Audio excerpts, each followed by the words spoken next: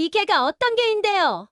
그녀의 목소리는 대낮에 공원을 찢듯 울려 퍼졌습니다. 나는 손에 쥐고 있던 별이의 목줄을 더 단단히 잡았습니다. 그 순간이 낯설지 않았던 이유는 그 여자를 이 공원에서 몇 번이나 마주쳤기 때문이지요. 화사한 립스틱, 어깨 위로 흐르는 고급스러운 스카프, 손엔 늘 하얀 몰티즈 강아지. 그녀는 늘 당당한 자세로 산책길을 가로질렀습니다. 마치 이 공원 전체가 자신의 정원인 듯 말이지요.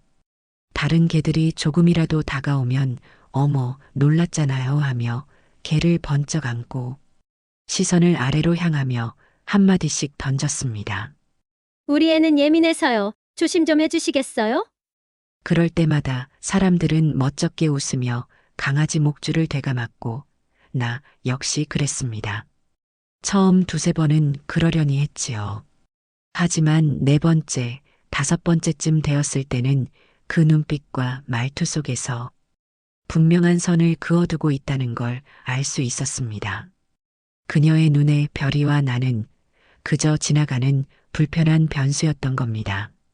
다른 운동화, 해진 바지, 낡은 셔츠, 그리고 내 옆에 있는 게 모든 것이 그녀의 기준에서는 저렴하다고 여겨졌겠지요. 별이는 짖는 편이 아닙니다.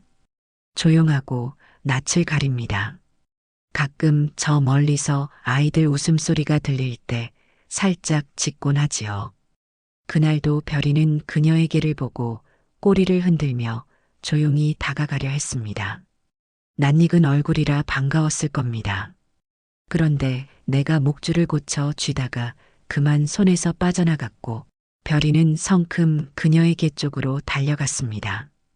그 순간 그녀는 비명을 지르듯 외쳤습니다. 몰티즈를 번쩍 안으며 뒤로 물러섰고 숨을 거칠게 내뱉으며 내게 소리쳤습니다. 봤죠? 이 개가 우리 개를 물려고 했잖아요. 누가 봐도 위협이었어요. 주변에 있던 사람들이 일제히 우리 쪽을 쳐다봤습니다. 저 멀리에서 유모차를 밀던 아주머니도 발길을 멈췄고 벤치에 앉아있던 젊은 남자도 슬며시 핸드폰을 들었지요. 나는 서둘러 별이를 붙잡고 고개를 숙였습니다. 죄송합니다. 놀라게 해서. 그 말이 끝나기도 전에 그녀는 다시 말했습니다. 이 개가 어떤 개인 줄 알아요? 혈통서도 있고 500만 원 넘게 주고 데려온 애예요. 당신 같은 분이 키우는 개한테 물리기라도 하면 책임질 수 있겠어요? 나는 더 이상 아무 말도 하지 않았습니다. 별이는 고개를 푹 숙인 채 내 다리에 몸을 기댔고 나는 그 아이의 머리를 조용히 쓰다듬었습니다. 그 아이는 아내의 마지막이자 유일한 친구였습니다. 아내가 병상에서도 꼭 품에 안고 자던 존재. 얘랑 매일 산책해줘요. 그 말은 유언처럼 남겨졌고 나는 그날 이후 하루도 빠짐없이 이 공원에 나왔습니다. 하지만 그날 이후 우린 한동안 그곳을 찾지 않았습니다. 별이는 괜찮았지만 내 마음이 무너졌거든요. 그녀는 단지 개를 향한 혐오를 말한 게 아니었습니다. 별이와 나 그리고 우리 둘의 지난날까지 송두리째 깎아내린 말투였지요. 공원에 다시 나서기까지는 며칠이 걸렸습니다. 별이는 눈치가 빠른 진돗개였지요. 내 기분이 흐릴 때면 괜히 먼 곳을 바라보며 낑낑거리기도 하고 때론 내 무릎에 고개를 얹고 묵묵히 기다리기도 했습니다. 아내가 세상을 떠난 후 나는 하루하루가 버거웠습니다. 낮에는 무심한 창틀을 닫고 밤엔 시계 소리조차 크게 들릴 정도로 고요한 방에서 별이와 둘이 등을 맞대고 잠들곤 했습니다. 공원은 봄 기운이 무르익어가고 있었고 벚꽃이 천천히 가지 끝에 피어오르기 시작했습니다. 그날따라 햇살도 유난히 따스했기에 별이와 나는 다시 천천히 길을 나섰습니다. 발걸음은 조심스러웠고 별이는 내 곁을 바짝 붙어 걸었습니다. 그날 있었던 일을 잊은 듯 별이는 유난히 내 손에 얼굴을 부비며 애를 썼습니다. 그 모습이 어쩐지 미안해 보였지요. 괜찮다. 별이야, 너 잘못한 거 하나도 없어. 나는 그렇게 말하며 별이의 등을 천천히 쓸어내렸습니다. 그리고 그 여인을 다시 마주쳤습니다. 이번엔 공원의 동쪽 구석, 벤치 옆이었습니다. 그녀는 여전히 화려한 모자를 쓰고 똑같은 몰티즈를 무릎 위에 앉혀놓고 있었습니다. 내가 다가가자 그녀는 고개를 돌려 못 본 척하려 했지만 별이가 꼬리를 흔들며 앞서 걸었기에 결국 시선이 마주쳤습니다. 그녀는 한숨을 쉬듯 작게 중얼거렸습니다. 또 봤네. 나는 그 말에 대꾸하지 않았습니다. 별이는 내 다리에 밀착해 조용히 서 있었고 그녀의 강아지는 작게 낑낑대며 그녀 품으로 파고들었습니다. 나는 고개를 숙여 인사라도 할까 했지만 그녀는 갑자기 자리에서 벌떡 일어나더니 다시 그때처럼 날카로운 목소리로 말을 내뱉었습니다. 개를 좀 조심해서 키우시죠. 지난번 일처럼 또 달려들면 곤란하잖아요. 달려든 적 없다는 걸 그녀도 알고 있었을 겁니다. 별이는 그저 반가워서 다가간 것이었고 그녀에게 해를 끼친 일은 단 한 번도 없었습니다. 하지만 그녀는 그 일을 마치 공격이라도 당한 양사람들에게 말해왔고 그날 이후 몇몇 주민들은 나를 곁눈질하기 시작했습니다. 나는 굳이 해명하지 않았습니다. 설명해봤자 믿지 않을 사람들에게는 침묵이 더 나을 때도 있으니까요. 그날 저녁 나는 별이에게 좀 더 좋은 밥을 해줬습니다. 생선을 으깨 넣은 죽을 끓이고 따뜻하게 데운 물을 준비해 주었지요. 별이는 조용히 그릇을 비우고는 내 다리에 얼굴을 얹었습니다. 그 무게가 말없는 위로처럼 느껴졌습니다. 나는 눈을 감고 아내의 목소리를 떠올렸습니다. 별인, 사람 마음을 읽는 아이예요. 참 신기하죠? 그래요. 이 아이는 단순히 개가 아니었습니다. 내 삶의 마지막 끈이자 아내가 남기고 간 온기였습니다. 그 다음 날부터 나는 마음을 다잡았습니다. 그리고 별이도 다시 밝아졌지요. 꼬리를 치는 속도, 나를 보는 눈빛, 모두가 다시 살아있는 듯 했으니까요. 회사를 떠난 지도 어느덧 10년이 흘렀습니다. 초반 몇 해는 마치 시간과 함께 바닥을 끌고 다니는 삶이었지요. 아내가 떠난 뒤 아침에 눈을 떠도 할 일이 없고 밤에는 시계 초침 소리만 크게 들리는 정막 속에서 잠을 설쳤습니다. 그럴 때마다 나는 별이의 따뜻한 눈동자에 기대곤 했습니다. 아내가 마지막으로 제게 남겨준 선물이었기에 나는 별이를 마치 사람처럼 대하고 하루 3번 정해진 시간에 밥을 주고 아내의 옛 옷 중 가장 부드러운 스웨터를 별이의 담요로 덮어주곤 했지요. 그 작은 온기가 내 삶의 온도였습니다. 동네 사람들은 내가 누구였는지 모릅니다. 가끔 편의점 사장이 걔 참 착하네요라며 미소 짓는 정도입니다.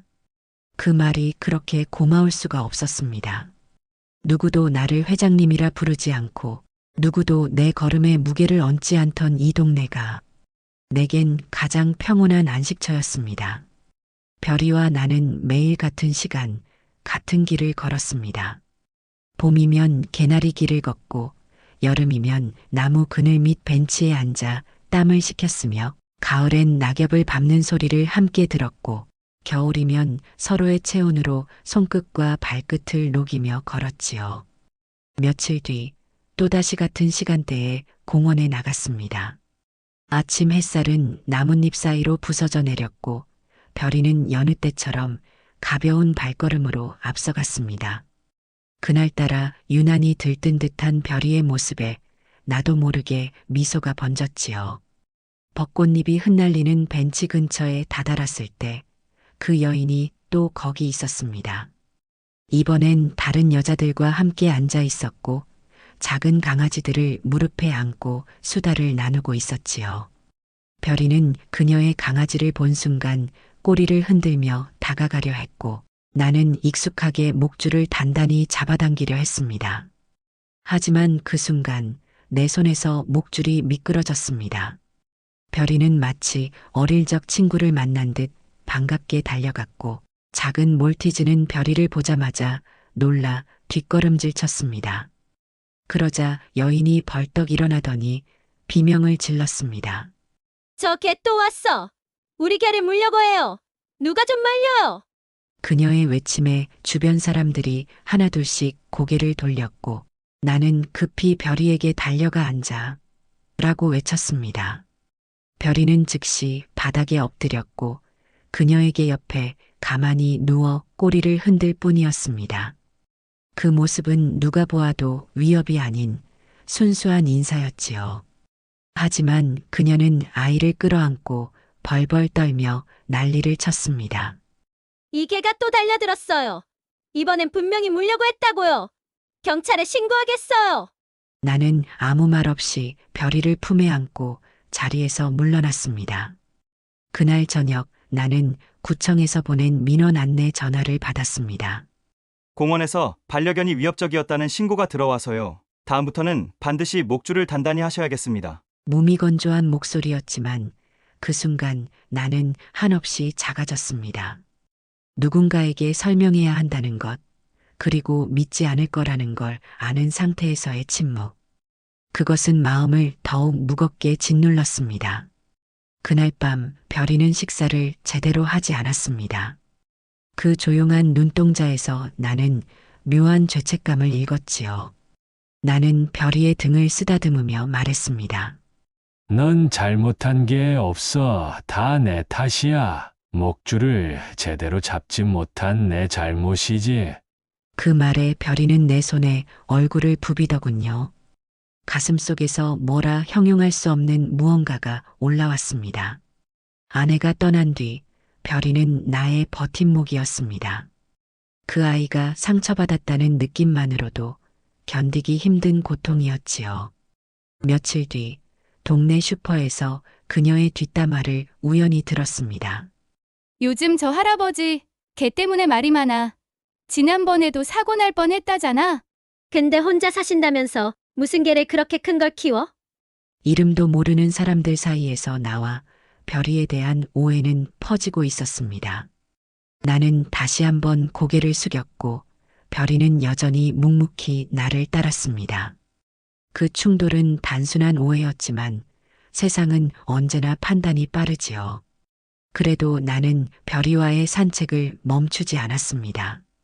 그것만은 나 자신에게 부끄럽지 않게 지켜야 할 일이라 생각했거든요. 어느 날부턴가 별이의 발걸음이 부쩍 느려졌습니다. 계절 탓인지 나이 탓인지 모르겠지만 녀석은 산책 후면 늘 현관 앞에서 낑낑거리며 털썩 주저앉곤 했지요.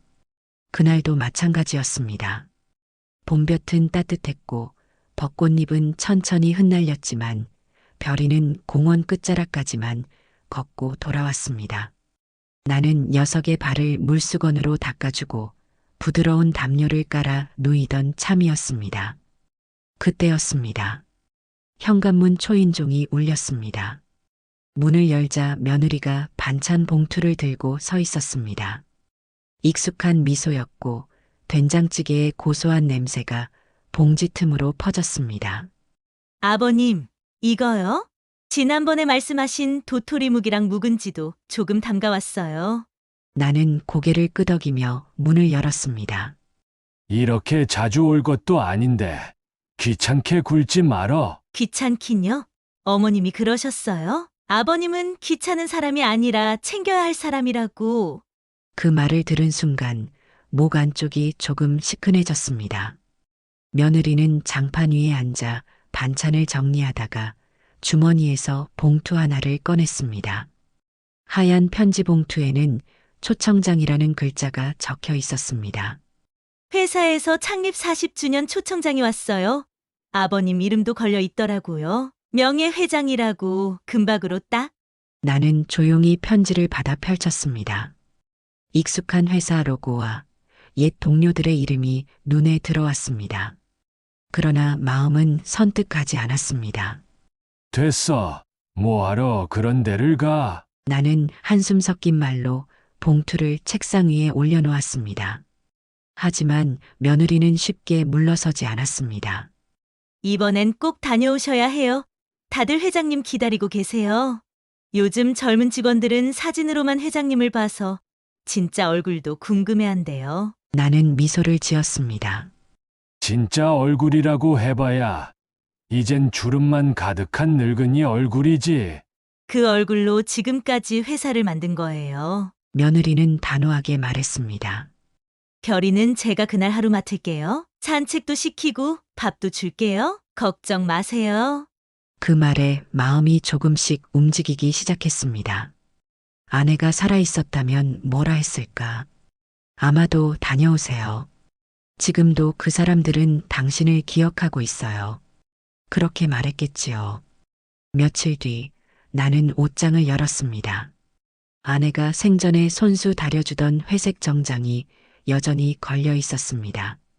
주름진 와이셔츠를 펼치고 구두에 광을 내며 거울을 오래 들여다봤습니다. 거기에는 예전의 회장이 아닌 별이라는 이름의 친구와 함께 살아가는 한 노인이 서 있었습니다. 회사에 도착했을 때 이미 로비는 북적거리고 있었습니다. 기념 배너와 꽃다발 그리고 과거 신문 기사들이 액자에 담겨 전시되어 있었지요. 나는 조용히 명찰을 받아들고 식장으로 들어갔습니다. 회장님, 정말 오랜만입니다. 오래 함께했던 전무가 다가와 두 손을 맞잡으며 웃었습니다. 행사장 안은 조용한 흥분으로 가득했습니다. 오랜만에 만난 동료들과 웃음꽃을 피우며 사람들은 추억 속으로 천천히 걸어 들어가고 있었지요. 나는 식장 한켠 조용한 자리에 앉아 있었습니다. 누구보다 익숙한 풍경이지만 그 안에서 나는 낯선 손님처럼 조용히 숨을 죽이고 있었지요. 식이 시작되기 전 몇몇 임원들이 내게 다가왔습니다. 회장님, 정말 반갑습니다. 옛날 생각 많이 납니다. 제가 처음 입사했을 때도 회장님이 계셨지요. 지금도 그때의 말씀을 잊지 않고 있습니다. 나는 그 말들에 일일이 고개를 끄덕이며 낯설지 않은 이름들을 떠올렸습니다. 그때 익숙한 얼굴 하나가 멀리서 눈에 들어왔습니다. 김대영, 과거 내가 마케팅 팀장 시절에 손수 끌어올린 인재였습니다. 지금은 마케팅 본부장 자리에 올랐다는 말을 들었지요. 그는 내 눈을 마주치자 활짝 웃으며 다가왔습니다. 회장님, 정말 회장님이시군요. 이렇게 직접 뵙다니 꿈만 같습니다. 그래. 대영이 여전히 성실하구나. 얼굴에 다 써 있구먼. 그는 쑥스러운 듯 웃으며 고개를 끄덕였습니다. 그러고는 주변을 둘러보며 누군가를 찾는 듯 했습니다. 여보, 이리 와봐. 우리 회장님이셔. 나는 고개를 들었습니다. 그리고 그 순간 숨이 멈추는 듯한 기분이 들었습니다. 그녀였습니다. 공원에서 별이에게 막말을 퍼붓던 그 여인. 지금은 정장 차림에 고급스러운 귀걸이, 단정한 메이크업까지 더해져 있었습니다. 그녀 역시 나를 마주보며 잠시 멈칫했습니다. 그러나 곧 익숙한 미소를 지으며 인사를 했습니다.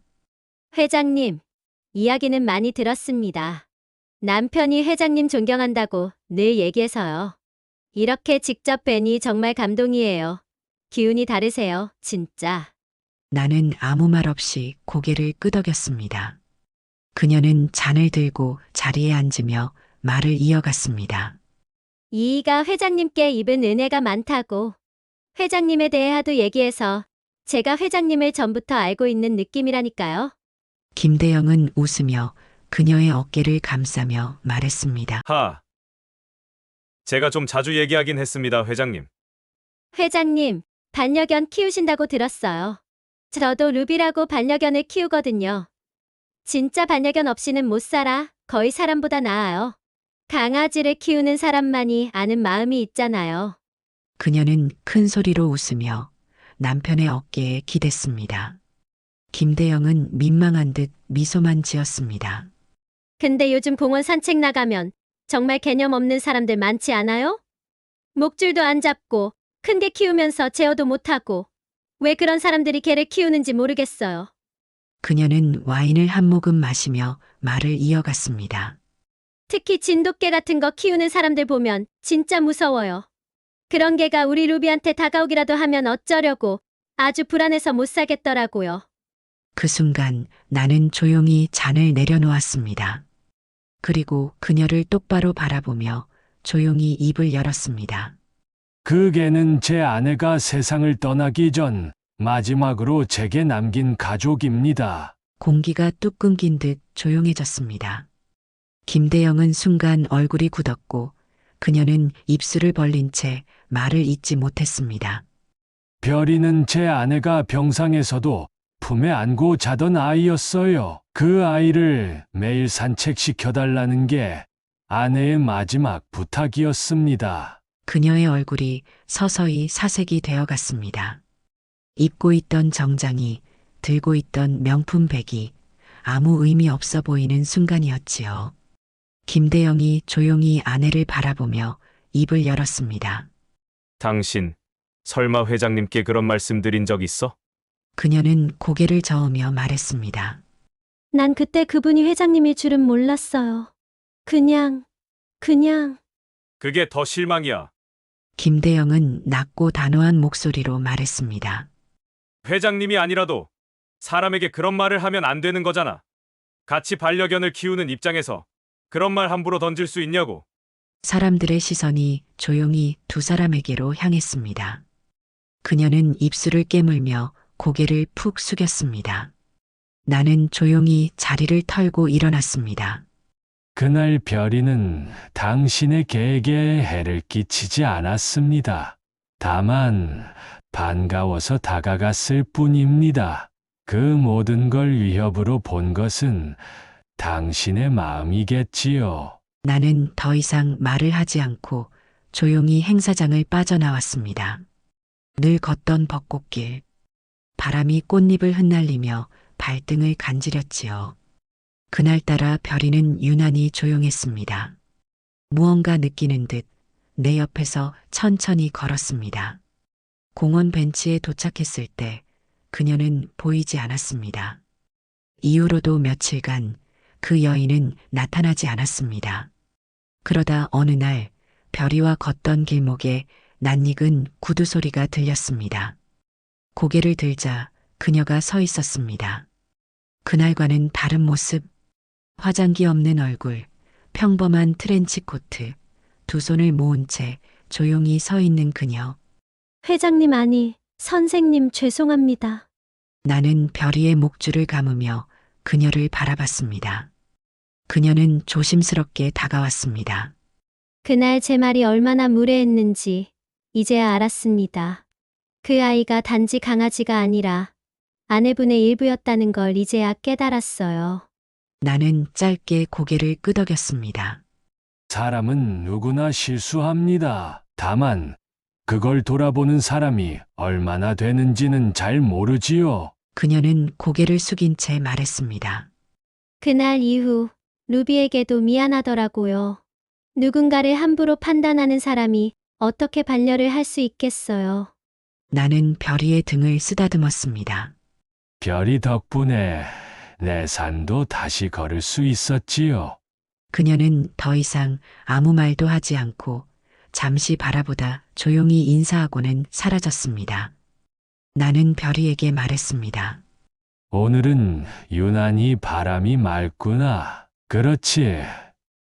별아. 별이는 꼬리를 두 번 흔들고 천천히 내 옆을 따라 걸었습니다. 벚꽃잎이 떨어지는 그 길 위로 또 하나의 계절이 지나가고 있었지요.